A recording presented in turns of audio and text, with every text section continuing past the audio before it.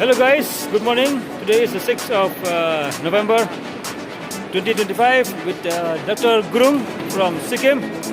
Nice to meet you, Dr. Gurung. Have a nice day. Thank you. We will be flying together. Kita mentai lagi aeroplane pada mana hapoh anaga Indira Gandhi International Airport. Indigo enter.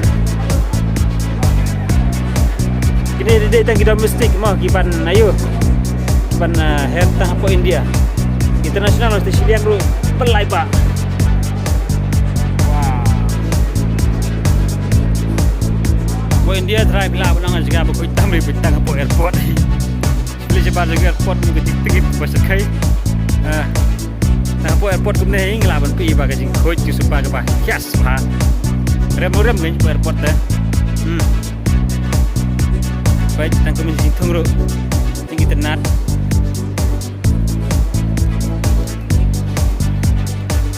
Perhentian stesen lay. Ihoi. Ini si. Kamba. Masih por ban lek khoj mah. Mai lek khoj ka met, ya ka mariang ni lek khoj ta. Kamba India pan. Hong Kong. Nang lek khoj ka met. Sabar juga ye. Lek si pathar. Ni dik ba ek ba si. Dangi bo hingin ya.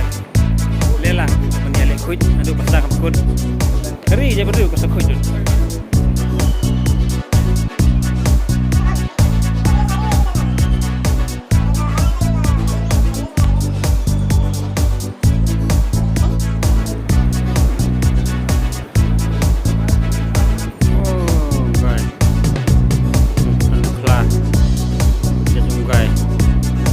Nice, huh?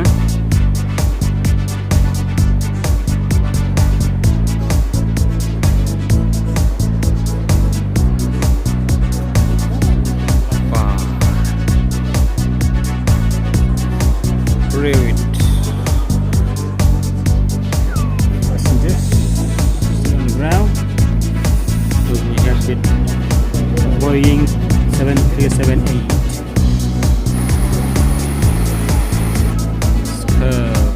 अरे एक घंटा लेट हो गई flight ticket आएंगे Ya, kena yang kios pang. Buat dino.